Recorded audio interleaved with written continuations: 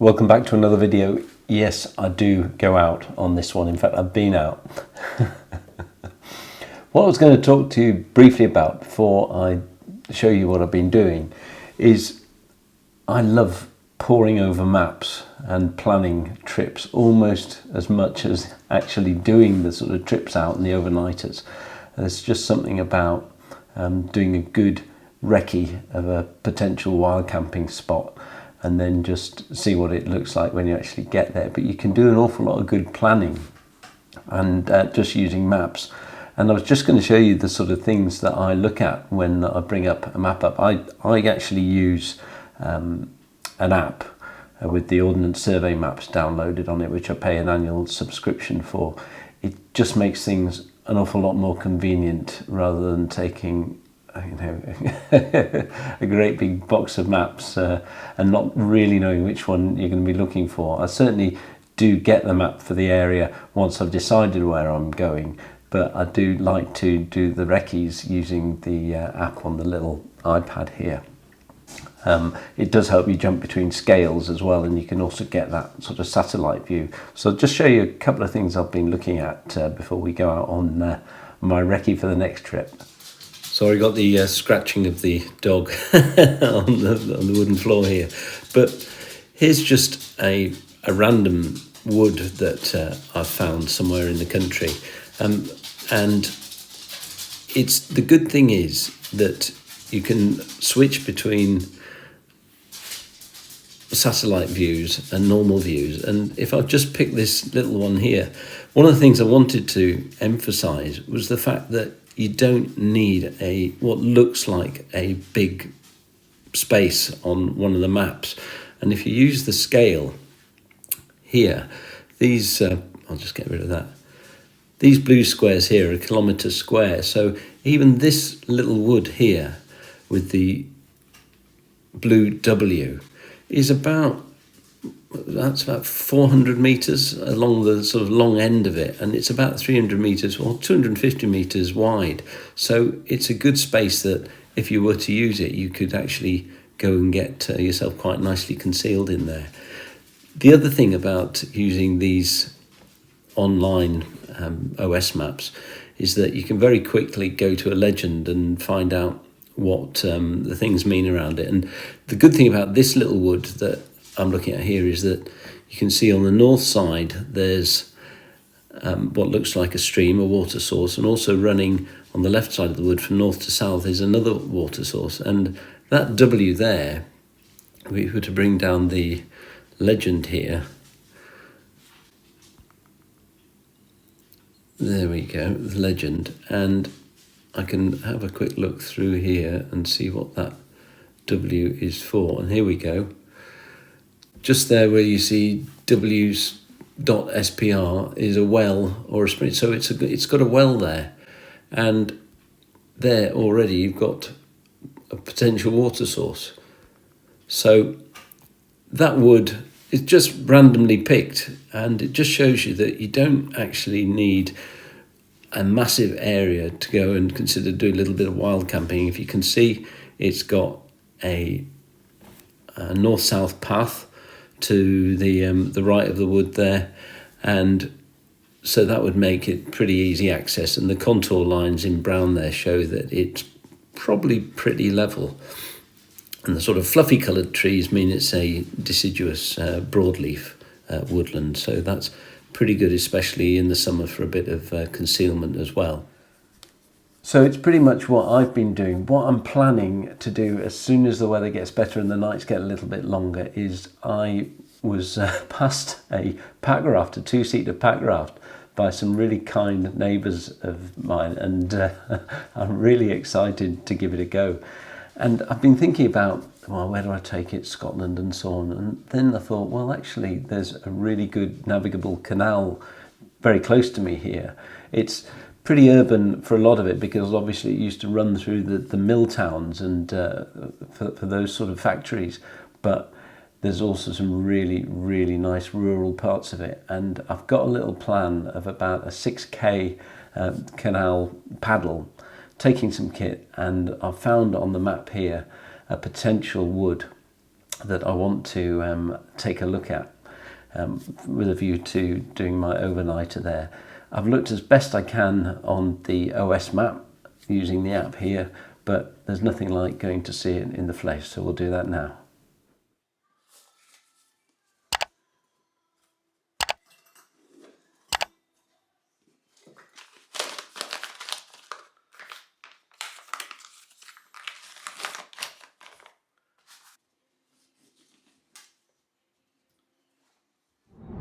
This place that I've been looking at on the map for a possible packrafting venue, it's literally only about 12 minutes drive away, and I might be kicking myself thinking I've been wasting all these winter evenings poring over maps looking at places north of the border to go and explore, when really, just on my doorstep there are some possibilities, and I'm hoping that this will be one of them. I'm going to tie in with taking the dog for a walk and having a little something to eat, trying out my new modular bushcraft bag that I put together in the last video, and it's probably one of the best weather-wise days for, I think 2.5 weeks, with this storm Eunice and all the little tail end storms that really came in the wake of it. So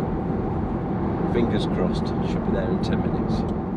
Well, I'm parked up now. It was only about a 12-minute drive from home, so I should be just opposite that little wood that I've been looking at on the map, which is a possible halfway point for a wild camp when I'm doing my packraft journey from one village to the other along the sort of very rural part of the canal, which, yeah, I think the plan might actually work, provided this wood looks good enough and private enough with a bit of level ground in it.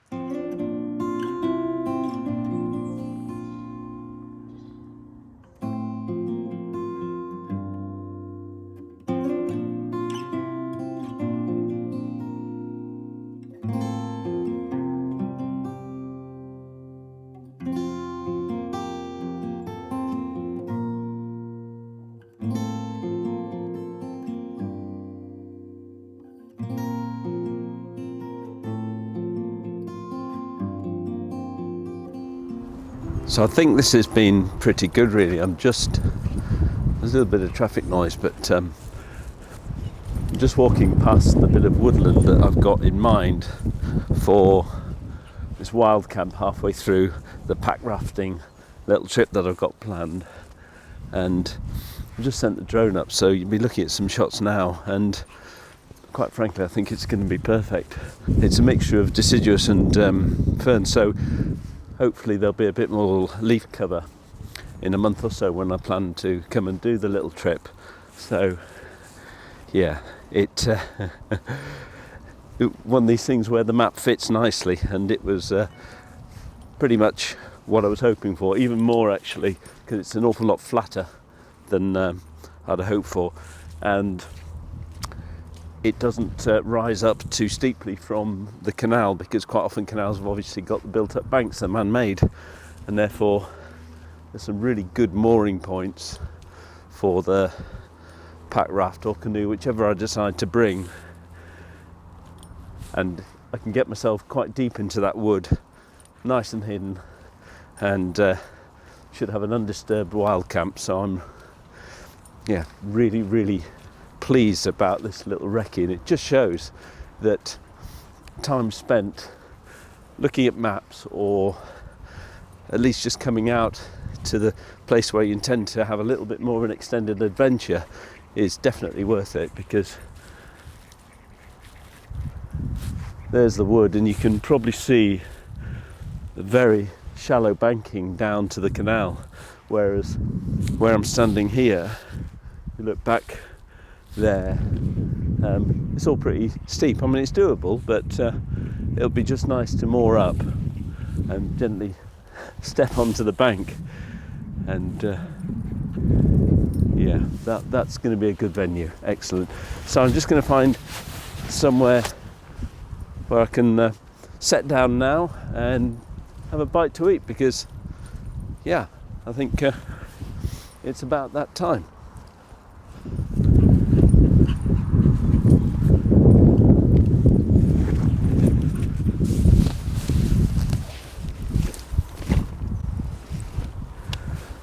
Looks like a good place to have something to eat. The only thing that does worry me slightly about this place is the road is very close to the canal at this point. I picked it so that I could park up close to come and have a look at this road, to look at this camping venue. And the road will be a bit busier in summer, but that's just one of those things. I think it's the most perfect camping spot. And now that I've done that, I'm going to have a drink and a bite to eat.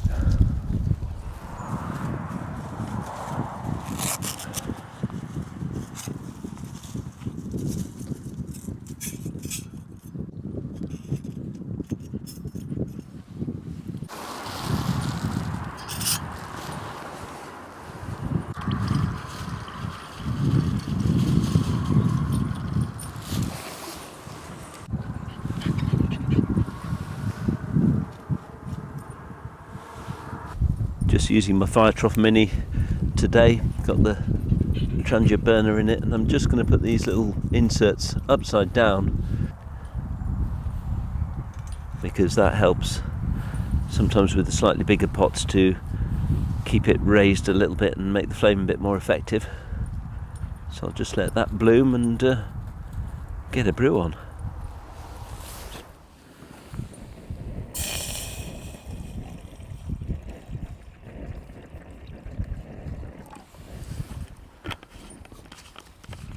While that's boiling, I just wanted to show you something I'm looking forward to trying. A friend of mine, Stuart Ryder, he does all the servicing and mending of my bikes. He's a brilliant cycle engineer and very inventive. But he's also started up a little coffee making business in the corner of his shop. If you want to go and, if you live in this area, he's in Skipton. I'll put a link to his little unit in the description, but he's now started roasting his own coffee. He's given me a packet of coffee beans to try. I've got my little coffee grinder here, and yeah, they're called Murray's Pit Stop beans, and this is chocolatey, hint of orange, rich aroma, rich and creamy, mild acidity, perfect for espressos and milky drinks. So I'm going to grind up a few of these and try out my try out my new little coffee filter mug that he's given me. Yeah, lots of new things to try out.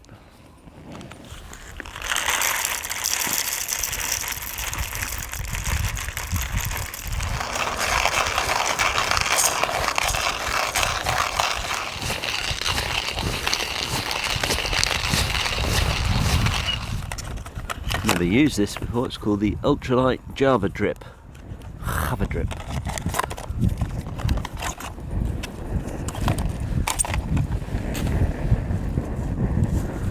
And I believe you just clip this onto the cup. That's quite clever.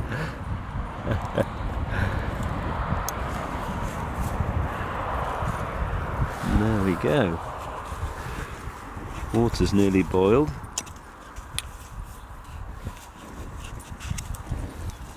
Nice coffee there, freshly ground.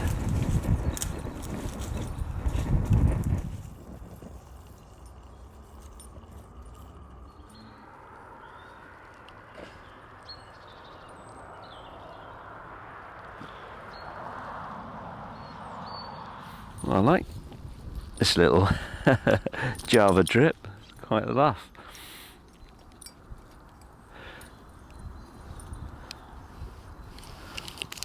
Put a bit of milk in.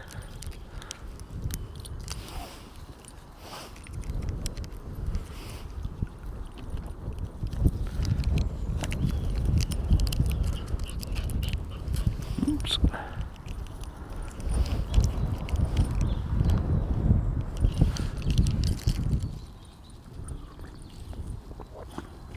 That is excellent coffee. Well, cycle engineer and barista. Here's to you, Stuart. Cheers. Go check him out, that'd be great.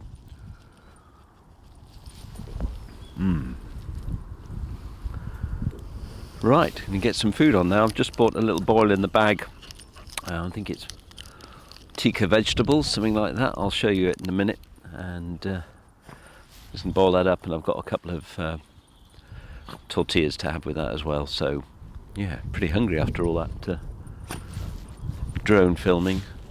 I might be a pilot by profession, but I've never been so nervous when I'm flying that that drone about the place.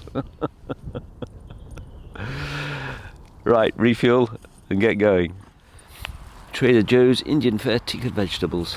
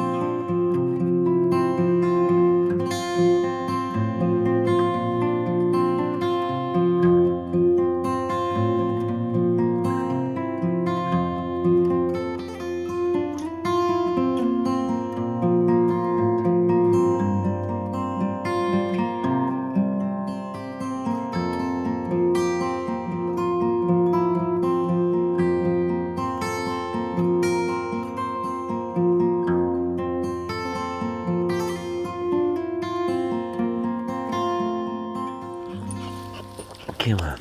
What's that?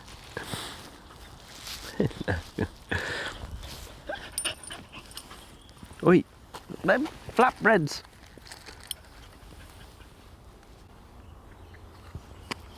Thanks, Jam. Last thing you want is chicken tikka.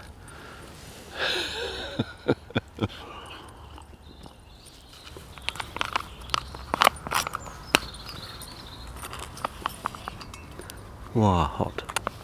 Oh, look at that. Pretty tasty to me. Let's give these a go.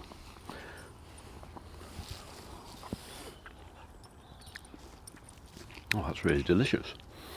Trader Joe's chicken tikka vegetables. I'm going to have to let you into a secret, which is why this video is ending really quickly. Is I've pushed the boundaries of my drone battery, and whilst I was filming, it's done an auto land on the bank opposite, and I don't know how to get opposite without swimming or getting in my car and driving a bit of a distance to get over a bridge. It's only about 100 yards away from me, so quite a big motorbike just passed, but it's very valuable, and I don't want to lose it or get a sheep to trample it. So we'll call that the end of the video. It's nice to get out, do a recce. I've seen a little bit of woodland that I definitely can use. Looking forward to it being in a little bit more leaf, but it's just been a brilliant little outing and very worthwhile. So I'll go drone hunting, but thank you very much for joining me, and I look forward to seeing you again.